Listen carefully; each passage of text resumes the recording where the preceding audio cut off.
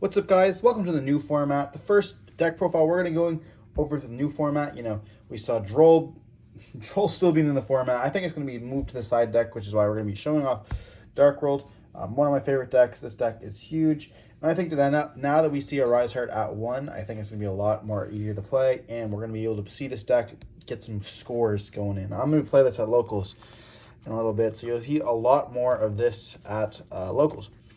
Before we dive in, don't forget to like, comment, and subscribe. And if you guys want to see some more Darkworld content, let me know in the comment section below. If this video gets to 50 likes, we'll do some test hands, as well as I'll try to show you guys some cool combos and stuff you can interact with, as well as some side deck patterns as well. I'm not going to be showing a side deck because it's still working. It's not even before the Banlist actually drops. It drops on Monday, and this is coming out on Thursday. So I really get to see. We are going to be testing it out Saturday. So we'll show you guys what we got there. Start off, we're going to be playing the 2 Grapha. You don't really need to play 3 anymore. This is still a 2. We're playing the 3 Rainbow. It searches your stuff. Enough said. This is very standard for a Darkworld deck profile. 2 Silva. We're going to be still doing the hand loop. This deck is crazy. Silva itself is crazy. We are on the 3 Snow still. You like to search your stuff. And then the 3 Gates, searches for your field spell. And the 1 Ceruli, this is also, it facilitates your Silva, essentially here. I don't think much has changed since the last deck profile. We are still on the 2 Bigfoots, the 1 Thunderbird. This is a little bit before popping some of the back row of their opponents. I think we're going to see Labyrinth as well as Trap Tricks in the format a little bit more, so this is why this is in there. 2 Nesties. I've never really liked running 3. This is a little bit odd, but I'm on the 2 Chupacabra, 2 Mothman, and then the 1 Jackalope. I don't love Mothman as much as other people do. I know there's a little bit of players. I know Todd's back and forth on not Blackwing, Darkworld, as well as Dana at our locals, so I try to stay away from this. And Chupacabra helps a lot in the grind game or past game 1, and if Droll is in the format, still, being able to summon back out and maybe make a Zeus, or being able to just overlay or make a Link 2 is just great. The Dangers are so much fun too. Like, one of my favorite engines in all of Yu-Gi-Oh! I love the Dangers personally myself.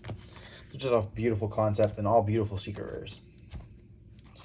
We are playing the mandatory Zephyros. This card is essentially your 4th copy of Gates, as well as, being a Blackwing card essentially. And then we are on the 2 Kaijus. Rise Heart is still in the format. Shifter is going to be seen everywhere. I'm working on a nice little Trap Trick Shifter deck, so I guess you guys will be seeing that soon. This deck is pretty much this card is pretty much cracked. You're going to be able to out a lot of monsters. I think Punk's going to be also very popular. Just like, again, Punishers, the really problematic card to out, as well as just being able to deal with like Purely's Purely, because that deck is not dead, and any other things that some monsters make, just being able to kaiju over it with no problem. Now for the spells, we are playing the 3 copies of Gates of the Darkworld. This card is super mandatory.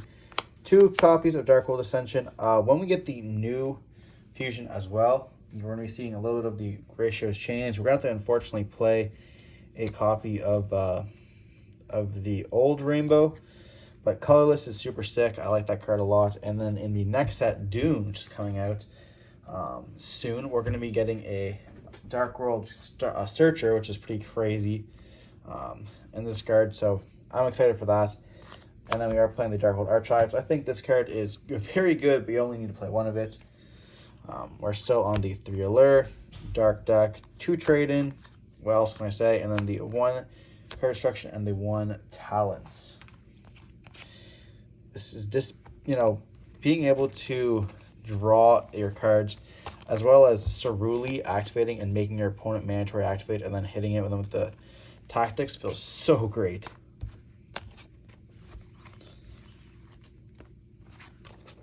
I want to also mention that I am not playing the Tour Guide and Doomdog. I think it's a very valuable thing you can play. I was looking into it, but I just don't think it's really worth it right now. Through testing, I might change my mind. This is just a very pre-build. of the format, and I'm just hoping that Droll does not get dropped on me a lot. Now the extra deck, Cashier is out of the format, so we are on the 2 Grapha. We no longer need the 3. Diabolos, gone. So happy for that. They do have Unicorn, but it is at 2. So hopefully they're going to see it less. I still think it's going to be very, very popular, and it's going to be seen all the time. But, a man can dream. And they can only rip really 1 card to your extra deck now, so you only need to play 2. Then we're going to be seeing the Underworld Goddess. Same thing with the Kaiju. These big bodies are very, very hard to deal with. So Underworld Goddess is just great when it comes to that. Appaloosa, Monster Negates. Saraja, we love digging in our deck, so, And I think you can side in like a Jinzo or something like that and being able to summon it out. Just like kills back row decks, which is pretty nice to be able to do because you search so much, as well as like we were teching in not Prohibition, but the other card that was, we're in the lab talking about it. I forget what the card is called. It's essentially Prohibition, but it is a spell card, so you can search it off thrust and not a continuous spell. Then for the Link 2s, we are on the 1 Muttcracker, the Akashic Magician, the Security Dragon, and then the 2 Nightmares. I need to get myself an Ultra one of these, apparently. Security Dragon bounce feels so free. Someone told me this card's actually banned in a different format, which I think is pretty crazy, but it's part of the ABC OTK, so I get it. Akashi's, secondary effect, important to note. Muttcracker, underrated card. This card is going to be going up due to Labyrinth being more popular, and hopefully, if Droll gets out of the format, this deck as well. And then for the XYZs, we are on the 1 Dugaris. This card is very, very standard in every build. Draw 2, discard 1, wow, free. Skip your draw phase, no biggie. Double attacks if you want to get the big Grapha up to 7K. And then, being able to some, I don't think that ever comes up, but I guess maybe it does. I have never used it ever in all my times playing this card, and I've been playing this card since Dinos, so. Then we are on the 1 Baguska. Being able to summon this card is so free still. I think we're going to be seeing in Cashier, we're going to be seeing a little bit more of these Scareclaw Cashiers, so maybe it's not as great as it was once, but still being very, very good. Coach King Trainer, Burn for Time. Number 89. Spell Negates, this is just great against Brainerd as well as Sky Striker. I guess they do have 2 engaged now, but good luck searching when we just negate it. And then we are on the 1 Zeus because Zeus is crazy still. That's it for the extra deck. I can talk about cards I would side. We can side the 2 Lightning Storms. We can be siding the Twin Twisters. We definitely are going to play the 3 Skill Drain, one of these. Droll's in the format, so we have to play a Call by the Grave. And then Eradicator, Thrusts. And with Thrust targets, you can pretty much play anything you really want to play. You can definitely, play a bunch of cards like D-Barrier. I think even and this is going to be a super bad take here. I think Change of Heart might see play this format, which is kind of weird and a very weird take, but quite literally take your opponent's stuff. I think this is going to be very good. You're able to take a generic monster and you can synchro with it or link, or I guess in this deck, link off with it. We're going to steal a big beater. We're going to see a big boards. What I think is going to be coming off, but yeah, I definitely think this deck is going to be one of the good contenders. This is definitely a sleeper as well with the next stuff coming out of the set.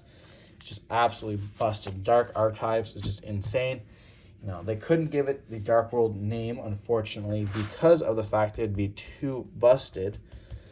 But once it does come out, I think I'd probably cut 1 Chupacabra as well as one of these, depending if colorless comes out, as well as probably these 2 right here. These would be my picks, I would say, for when Dark Archive comes out. I think it's a 3 of personally myself. If you're gonna play 2 of it, I'd probably just take both trade-ins out and then leave these 2 in. But definitely try out 2 Ascensions. I think this card's pretty busted. Drawing it never really hurts. And then if you have way too many danger cards in your deck, and you do, like, you have what? We have like 7, I think. We have 1, 2, 3, 4, 5, 6, 7, 8, 9, 10. So we have 10. So like a quarter of our deck is dangers. And if you actually hit this, it doesn't really matter because you can just discard whatever you want and then being able to draw. So, 10 dangers definitely is good in your deck. You should be seeing at least 1 or 2 in your main opening hand, and even more going second. And like Bigfoot is insane going second, as well as Thunderbird. So if there's any other theories, I should mention, if this video does get to 50, I will be doing a test hand as well as siding, and I'll have a full side at that point. But other than that, try to avoid droll if you're playing the deck, and stay safe. Peace.